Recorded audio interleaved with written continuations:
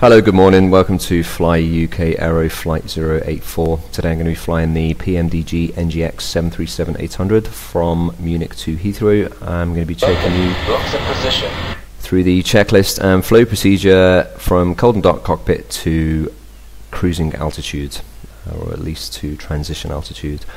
So let's get going. The klaxon you can hear in the background very faintly. If I just look to the left of the aircraft, you should see the gangway coming into position. I actually use an add-on called AES, or Airport Enhancement Services. A lot of people use GSX. I actually use both. In this case I'm going to be using AES. So first things first, let's put the park and brake on, and we go to the overhead panel, and I can put the DC battery on. Now the DC battery, even with minimal systems enabled, is only going to give us around 15 minutes of power at best, so we definitely need to get some ground power on so we can get some AC power. I'll just move the speed brake out of the way, and if I click on FSX, I'm just going to clear that message. If I click on FSX and go to ground connections, I can connect the air conditioning unit, the air start unit, and the ground power. And if I click here on ground power and then go to the electrical bus and switch that to ground power, as you can see we've got AC amps flowing. And I can also click these two hydraulic pumps off. With regards to exterior lights, now we've got ground power, I can put the wheel well light on, the wing inspection light on, the logo light on, and we can put this the ignition switches onto both. This is just my own personal preference. If we go to the upper overhead panel, with it being dawn, it's still quite dark, I like to put the dome light on to dim, so as you can see it's illuminated now. I'll just clear this master caution. Okay, so back up to the overhead panel. Let's put the emergency lights on to armed and covered, and we can also put the seat belt signs onto auto. And if we go back to the flight management computer, I'll just clear this message here. Now we can enter our fuel and payload. Now today we're going to be flying with 144 passengers, so I'm going to put 10 in first class and the remaining 134 into coach. The baggage for today is 2016 kilograms, which is 1008 in forward cargo and 1008 in the aft cargo. So this is our payload now set up. I can just click return, and then we can enter our fuel.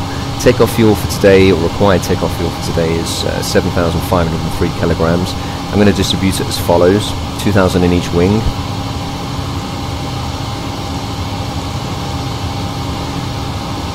and the remaining 3,503, just need to move across a little bit, 3,503 will go in the center tank. And then we can go to the overhead panel. We can put the left and right circulation or recirculation fans on, as you can hear. Also going to click the pack switches on. We can press and hold the cockpit voice recorder till we get a green light, and that is good. We can go down to the center pedestal and check that the fire alarm is working, which it is. One thing I'm going to do actually is, so before we do anything else, I'm just going to use the Airport Enhancement Services add-on to request the catering and cleaning vehicles to service the aircraft. And to enable them to do that, I'm just going to very quickly go to doors, and I'm going to open the left aft door, and on the right both the forward and aft doors. And I'll give you a quick look on the exterior of the aircraft, but for now let's go to the rear overhead panel, and we're going to test the initial reference system, and then click that onto heading. And then if I click the left and right initial reference systems onto align, we should now get lights on both of those, which is good.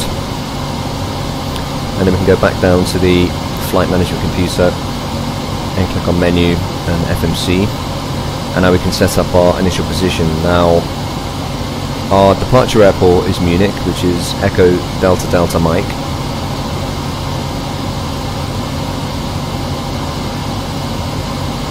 We don't need to worry about the gate. If we click on the next page and copy this GPS left position here, and then go back to previous page, and we can paste this into the initial reference position here, and then we can go and click on route, and we already know, or we already have entered here our origin, which is Munich. We can click that here. Now I've already saved a predefined route within an add-on called FS Build, and I've already saved that.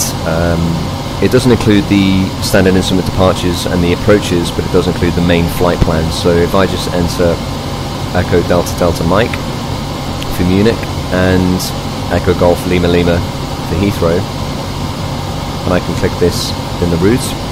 The flight number for today is Foxtrot Lima 084. I'll just delete. Oh, just clear that. Foxtrot Lima 084. Okay, we can put that there. Runway for today, looking at the METARs, it's looking like it's going to be runway 26 right, but you never know unless you listen to the ATIS, so let's tune into the ATIS. Munich Airport information, kilo 0606 wind calm. Visibility greater than 20 miles. Sky conditions, clouds at 0, clouds at 500, clouds at 1,300. Temperature warm, dew point -1, altimeter 2962, ILS, runway 8 right and ILS, runway 8 left in use, landing and departing, runway 8 right and runway 8 left. VFR aircraft should be directed this flight. All aircraft read back hold short instructions.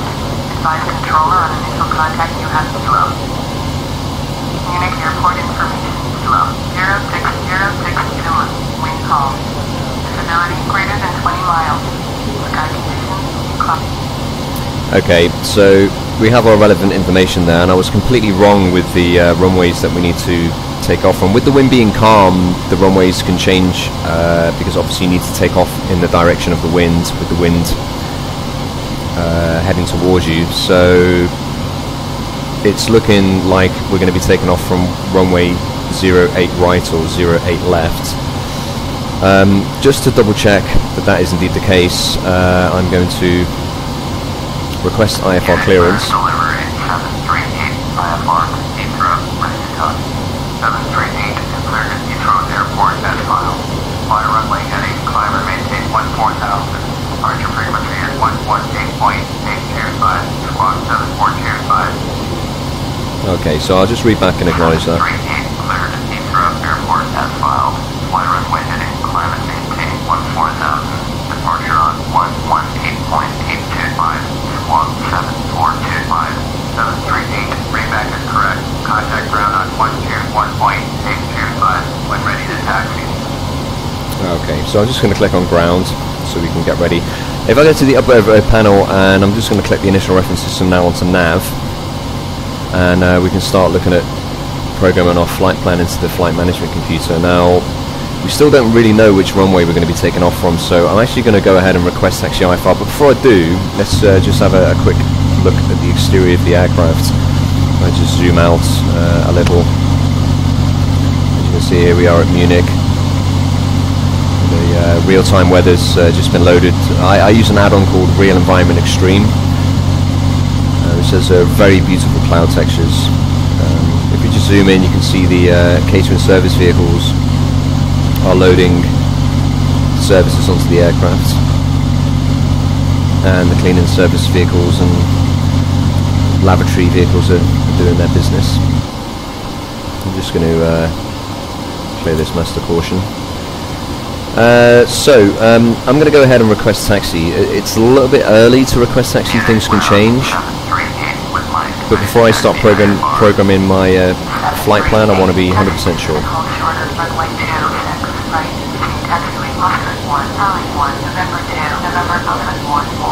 Contact tower 120.5 when ready. Taxi, hold short, runway 26, right using taxiway, Oscar 1, Charlie 1, November 2, November, Alpha 14738. Okay, as you can tell, the ATIS was telling us that the actives today were 08, and I've just tuned into the tower and, well, to ground, and they've just told me that I need to taxi to runway 26, so yeah, this is exactly why I requested taxi earlier than I would have normally, but I'm just going to turn on the progressive taxi. I'll explain that in a minute. Now what I can do is go back to the flight management computer and I can type in runway 26 right, which is where we're going to be taking off from today. And I can click on departure arrival. Now if I click on departures for Munich, and we're taking off from 26 right, and the standard instrument departure I need for today is Golf India Victor Mike 5 Whiskey, which is this one here. And then I go back to departure arrivals and click on the Heathrow arrivals, and judging by the weather we're going to be landing, I think, runway 27 left, but I'm just going to double check that. Yeah, it's going to be 27 right, and we're going to use the Lima Alpha Mike 3 Alpha approach, and the transition we'll use is Lima Alpha Mike, which is this one here. Okay, so that's good. So our SIDS and stars are now programmed into the flight management computer. I can just click on route, activate that, execute it. Now we can put our performance settings in. Cost index for today is 22. Our reserves of fuel that we hope to land with, assuming that we don't have to divert or hold or anything else, is going to be 4,065 kilograms of fuel, but we can round that up to 4.1. And I'm just going to click that there. The zero fuel weight we can already enter. That's calculated for us already. Cruising altitude today is flight level 360, 36,000 feet. Transition altitude in the UK is 6,000. We can click on execute, go to what N1 limits. Everything here is good, we don't need to change anything there. We can now go to our takeoff performance settings. We're going to be taking off with flaps 5 today. Center of gravity should already be calculated for us. We can just click there and that will give us our trim.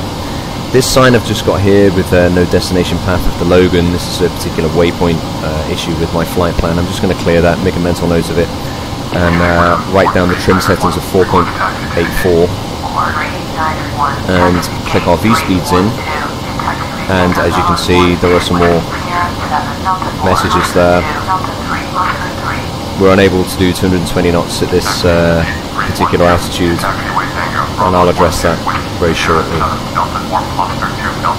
So what we can do now is we want to check that indeed our flight plan is going to connect from A to B correctly. So if I just go up here and click the display onto plan as opposed to map, and I can click and zoom in on this particular display, and I can also click on our FMC, and if I click on legs, you can see that if I step through, everything's looking good. Every single waypoint is connected. Everything's looking fine. We get to Lima Alpha Mike, and there's a gap. We can't fly any further. So, as you can see here, we've got a discontinuation of the route. So I'm just going to click on this waypoint here, and then copy that here, and then execute. And now we have a continuation. And as you can see, this is going to be our approach into Heathrow. And I'm going to step through. As you can see, we're unable to do 220 knots at this particular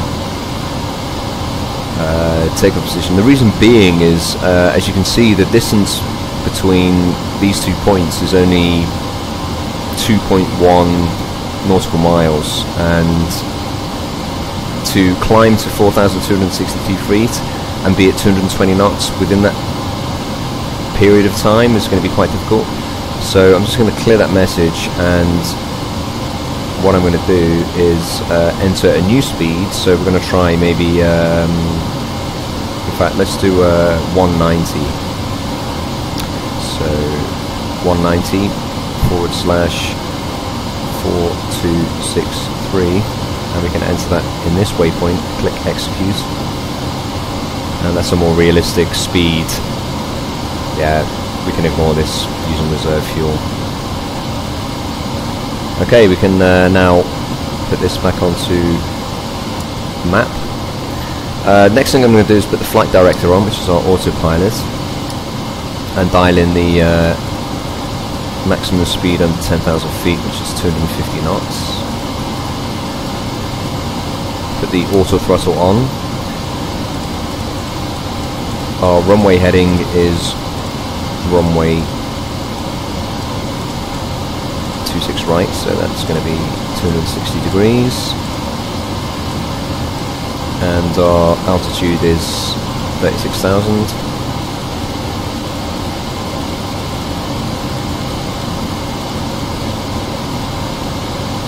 Okay, now we can click on our VNAV and our LNAV autopilot. Everything's okay, everything's set up there. The altimeter setting on the METAR when we tuned into the ATIS was 296.2, so I'm just going to go to the barometer here and dial in 296.2, and that'll give us our correct pressure setting. Now what we can do is we can start boarding the aircraft. I use an add-on called FS Passengers, so I'm just going to show my menu bar here. Now FS Passengers is basically an add-on which adds a realistic feeling, yeah, if you want to call it a feeling, but it's basically realistic passengers. So you've got cabin crew, you can have, you can serve drinks, you can serve food. You've got passengers who get disappointed if you're late taking off, if departure times are not how they should be. If you were to enter a pocket of turbulence and the aircraft starts shaking around, they actually get adrenaline and fear, and it's quite realistic. And I really like to use this add-on. Not only that, but after each flight it gives you a full flight report, including your landing speed, your landing weight, and if you've done something stupid like forgotten to put your landing lights on before you took off or before you land, etc., etc., you can set it up how you want to do. But what I'm going to do is I'm going to load the current aircraft. Now you can't actually see the window that I've got in front of me, unfortunately, with it being an add-on. But I'm going to put the 10 passengers in first class and the 134 in economy. And we had 1008 in the forward cargo and 1008 in the rear. So I'm just going to enter those figures in. It won't be too long.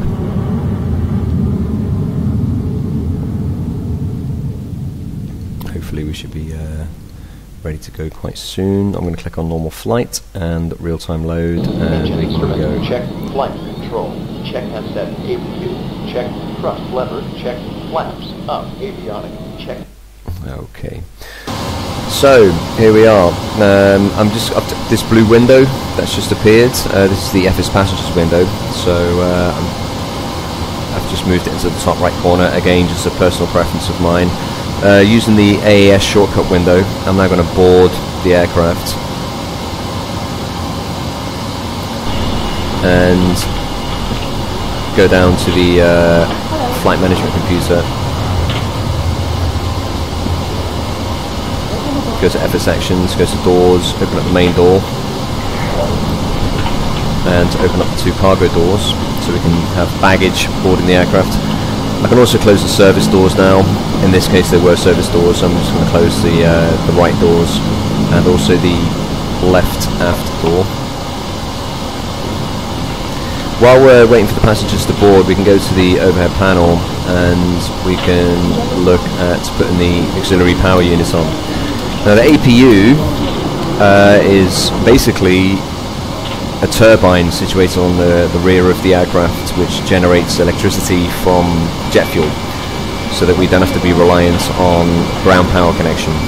As I said already, the DC battery will only last 15 minutes at best, and it's certainly not enough to power the aircraft. So you can see now the exhaust gas temperatures are starting to rise in this dial here within the APU. What we need to see now is for that level to drop, and then we should get a light on here for the APU gen, and then we can put the auxiliary power unit on.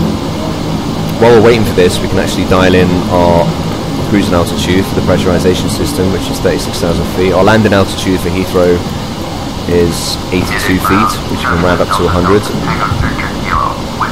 There we go, there's our APU gen bus light, which we can click on. and we go up to the electrical bus and put this onto APU gen. Now we've got AC amps flowing. Now what we can do is we can disconnect all of the ground connections, so we can the air conditioning, the air start, ground power, the wheel chocks, they are now all disconnected. Passengers should be pretty much finished boarding in the next 20 seconds or so we can go back to doors.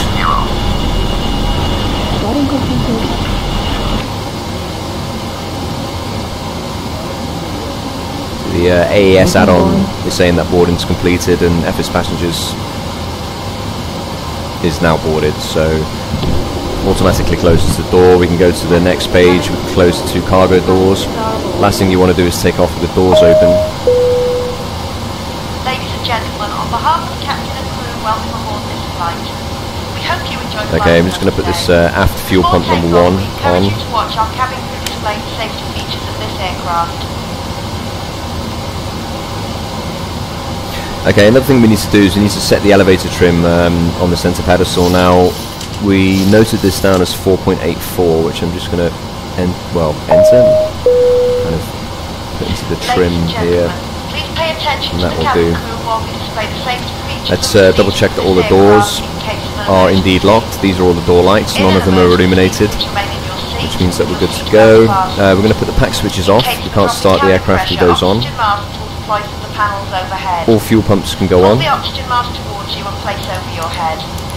and all the hydraulic pumps can go on. And we can just look at the center pedestal and make sure that the thrust is in idle and the fuel control switches are in cut-off, which they are.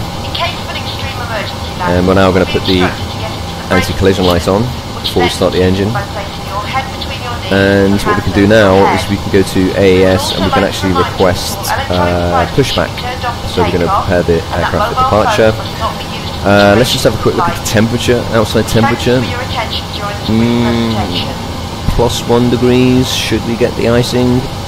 Always better to be safe than sorry, so let's request the icing. Let's request the pushback, and today we're going to be pushing back just to double check. We're going to go outside the aircraft and look at the top down position. And as you can see, we need to be pushing back to the left. So let's get back in the aircraft, and we can click on that message of caution. Let's put the seatbelt sign on.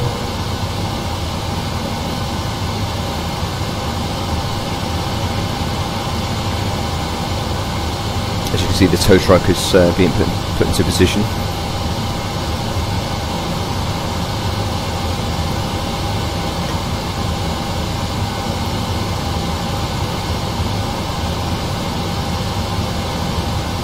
I can see this orange warning light here for the speed brake, because obviously we moved it out of the way before so we could have good access to the FMC. I'll now turn that off. Let's have a look outside the aircraft.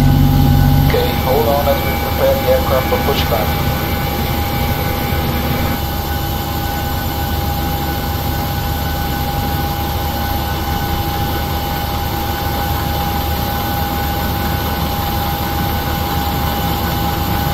Okay, we should get a message to release the parking brake any second.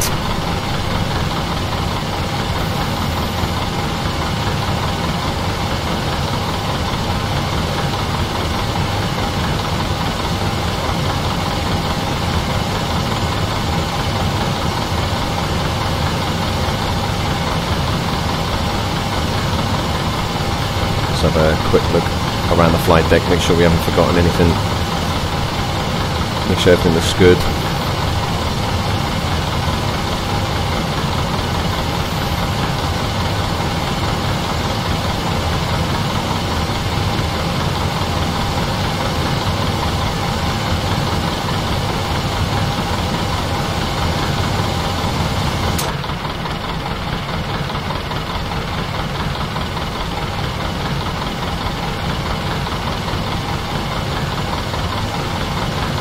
Okay, I'm not getting a actual pushback yet.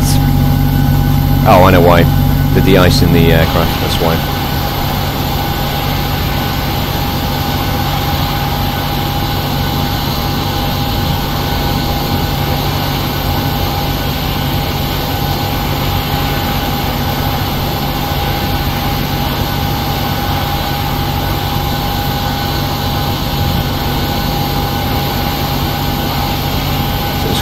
minutes before they finish their business.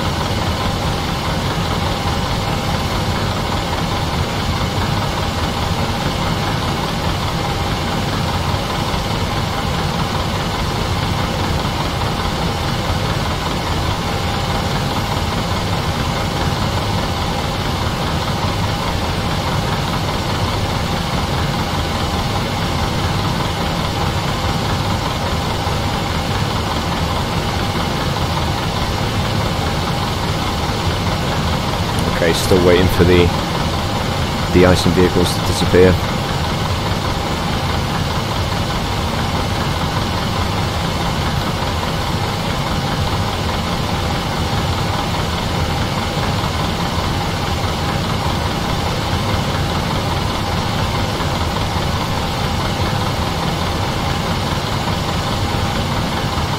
Maybe while we're waiting, I can give you a bit of information actually about the Boeing 737.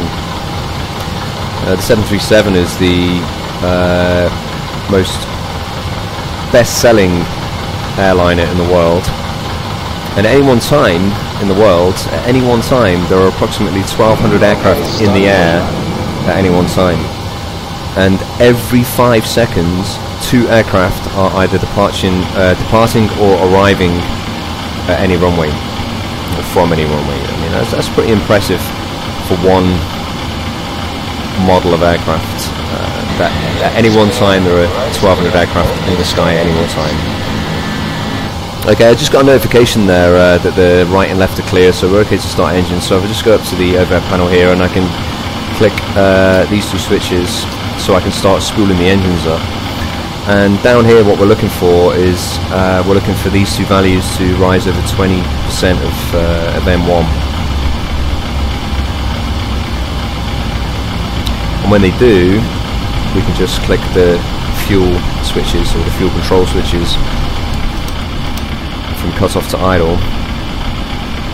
And then these 2 values here should start to rise, well, especially here, the exhaust gas temperatures should start to come up. And these 2 M1 values should start to come up also.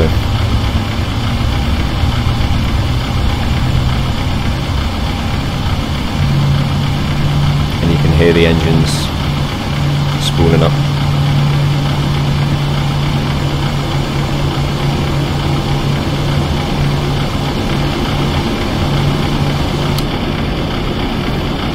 Okay, those 2 clicks you heard were the switches returning to the off position, so I can now put these onto continuous.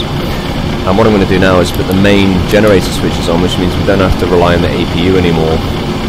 And if I click this onto Gen 1, now I've got AC amps flowing from the engines themselves as opposed to the auxiliary power unit, which means that we don't need the auxiliary power unit anymore. So I can click that onto off, and I can put the APU bleed onto off, and I can also put the pack switches back on. And there's a few other things we need to do as well. Okay, I'm just going to set the parking brake so they can remove the pin.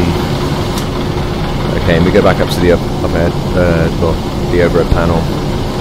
I can now put the pitot switches on. With it being cold, I'm going to put anti-icing on for the engine. The window heat switches are going to come on. Also the yaw damper also needs to come on. and APU bleed is off. I'm going to put the auto brake onto RTO, and I'm just going to go down and put the flaps into flaps 5 position.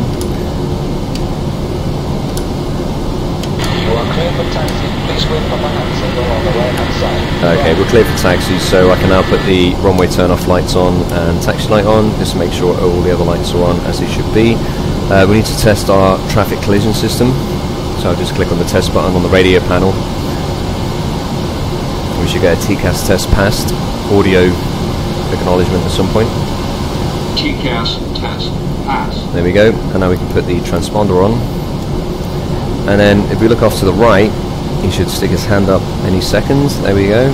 And now we are okay to taxi. And let's go.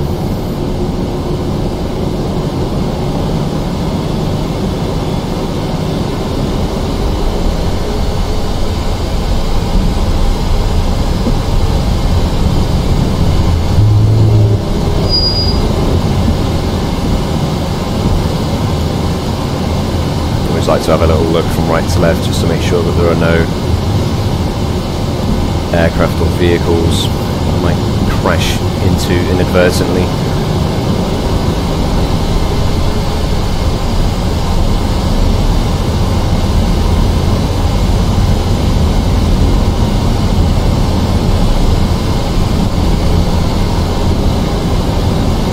You can see the progressive taxi indicator is very handy, especially at a larger airport where you might actually take the wrong turning.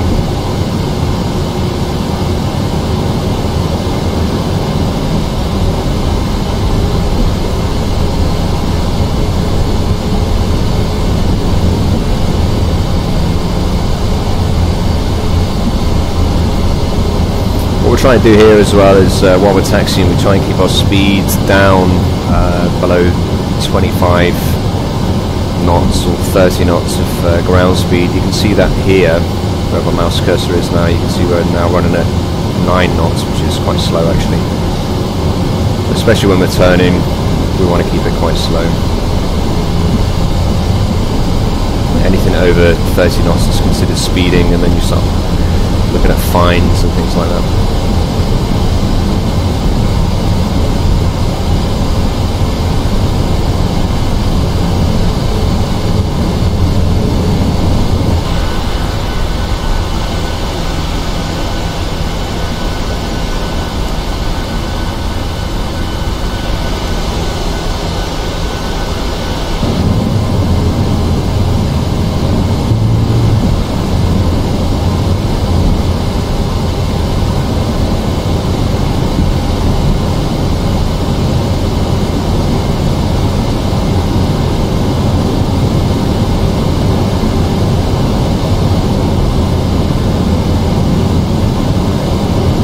Try and keep the aircraft centre line as we can to the taxiway.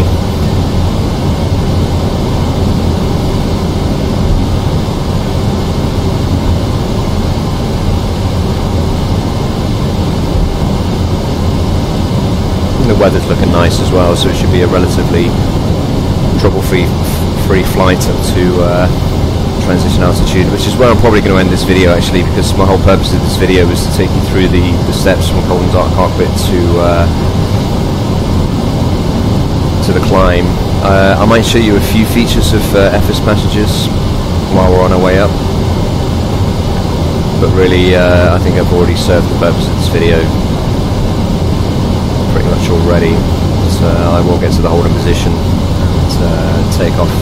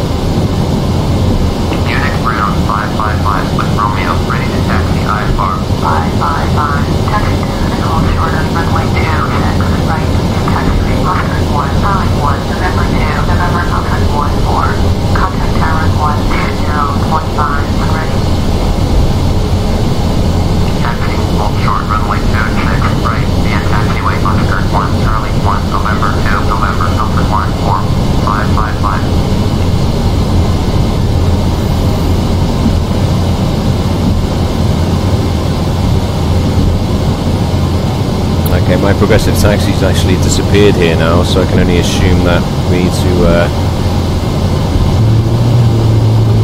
maybe stop here for a second, just tune the tower.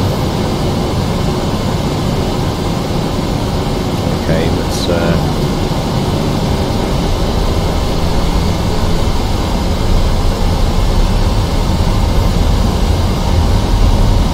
left. Now, this is the cheeky thing that you can do with flight simulators. You can take a top-down view, and as you can see, the progressive taxi's now reappeared.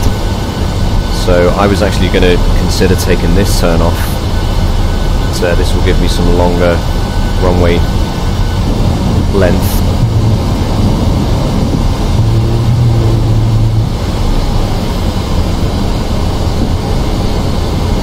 I'll actually take this turn off.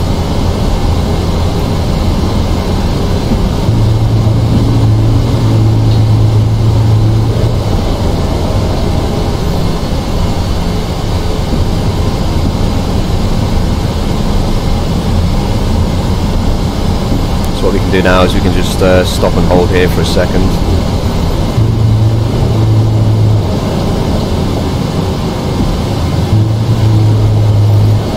And should...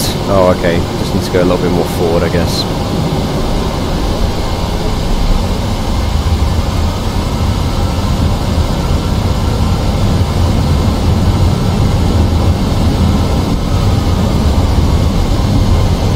I think now we should be able to request takeoff clearance. There we go.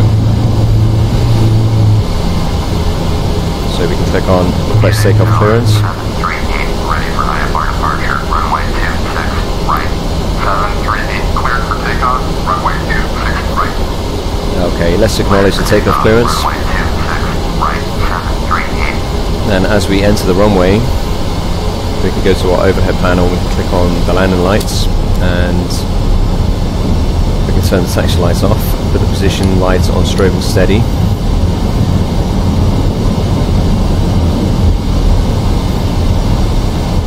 And what I'm going to do is I'm just going to do this turn here to line up with the runway.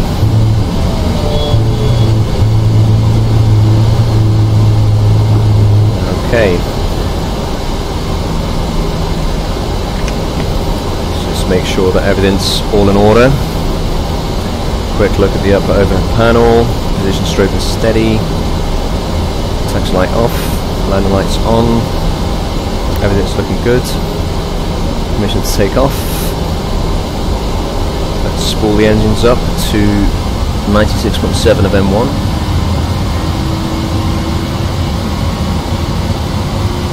Let's go.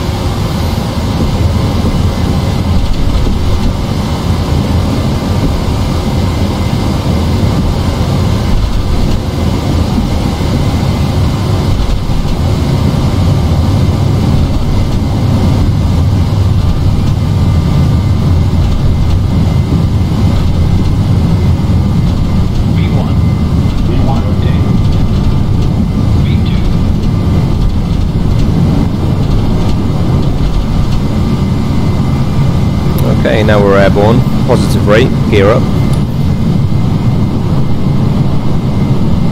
And let's put a notch of flaps up. We'll retract the flaps. 738, contact Munich departure on 118.825. Now what I'm going to do is I'm going to select the autopilot and retract the flaps again until they're fully retracted. I'm just going to acknowledge the handoff. 118.825 for 738. And I'm going to retract the flaps fully. I'm also going to, as it's getting lighter, I'm just going to go and put the dome light off. We don't need that on anymore. And add the autopilots on.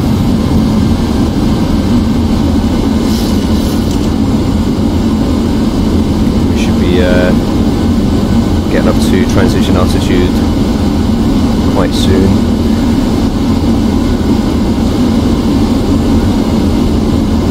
As you can see, we're making our turn to the next waypoint.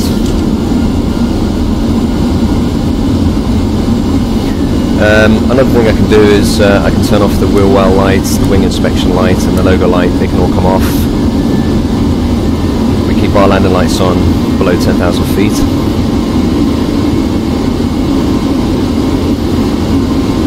Just have a double check up here, make sure our anti-icing is all on. I'm going to put the wing anti-icing on as well as we're dropping temperature as we get higher. And now we'll begin our climb.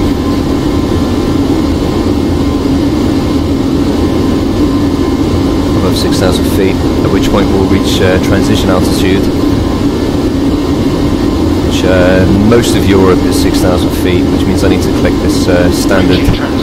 There you go. So I click this button here, and if I just lower the yoke so I can show you, you can see we've got this STD, which stands for other things in the English language.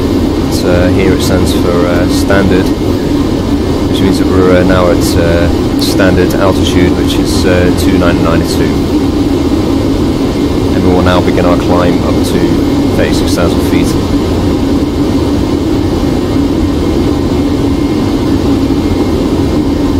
When we get up to 10,000 feet, we'll turn our landing lights and runway turner lights off, and also the seat bump sign off.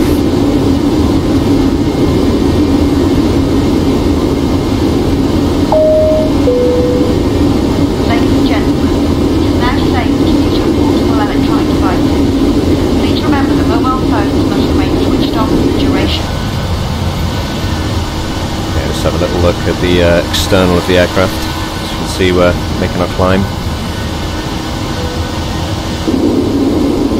Okay, this is above 10,000 feet now, so I can turn off the landing lights and the runway turn off lights, and also the seatbelt sign can now come off. We can continue our climb. We can't have any services with regards to food or drinks because our altitude is a bit too high.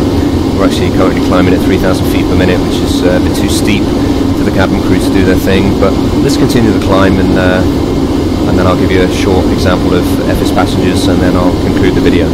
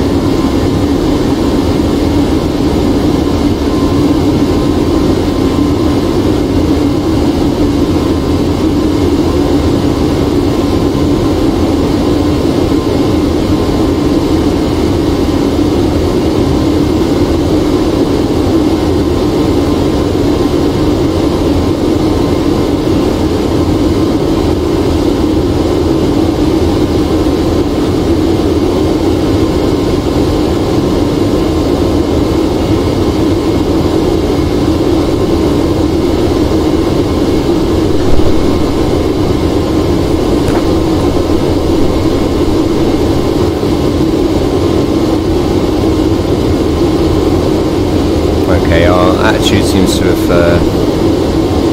come down a little bit, so let's see if we can serve some drinks. I can click this icon here.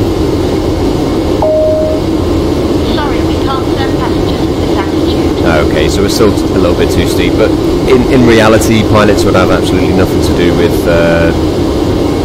when or when not to serve drinks.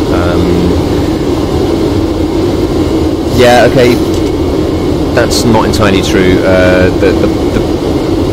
The pilots will instruct the cabin crew when they can start or stop their services, but they are not responsible for actually deciding when they can serve hot drinks or sandwiches or drinks or whatever. Whereas a flight simulator hobbyist, then it's kind of adds a different dimension to your flights when you can actually decide if you want to put an in-flight movie on or serve drinks and snacks and that kind of thing. But as you can see, we're climbing now almost at 18,000 feet.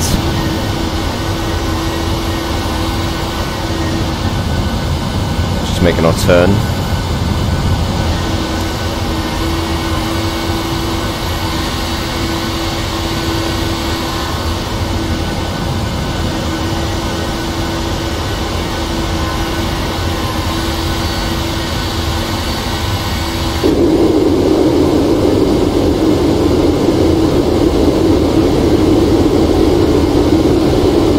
Let's try again.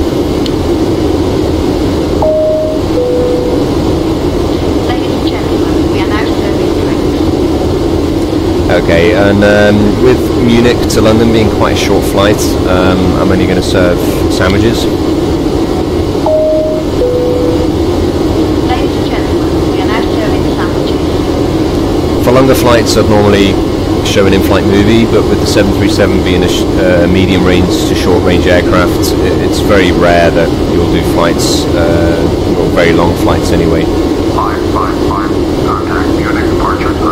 And within FS Passengers, what happens is if you do actually show an in-flight movie and it's a short flight, the passengers get very annoyed that they didn't see the end of the movie, which is a bit annoying. Another thing I will do as well is I'll just switch the frequency here, because I'm still tuned into Munich Tower, and now I'm not anymore. And the reason being is I don't actually follow the default flight simulator ATC from A to B. And the reason being is that it will not follow or guide you through your standard instrument departures and approaches, how you've programmed them into your flight management computer.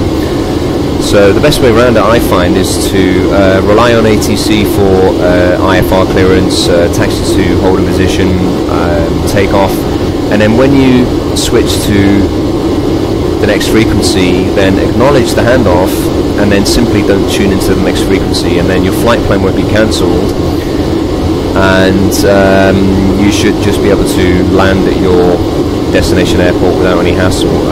What I also do is when I'm coming into the approach of my final airport, oh sorry, my final destination, I will tune into approach, and when ATC vectors me into a completely different direction, which is nothing like my approach that I have in my flight plan, I will actually cancel my IFR flight plan, and then what I will do is request landing, full stop landing at that particular destination, and that normally works, assuming that your final destination airport is not currently under IFR conditions, because then you will have a problem where they refuse you to land because it's only VFR, and that can cause other problems. But what I do is just land it anyway.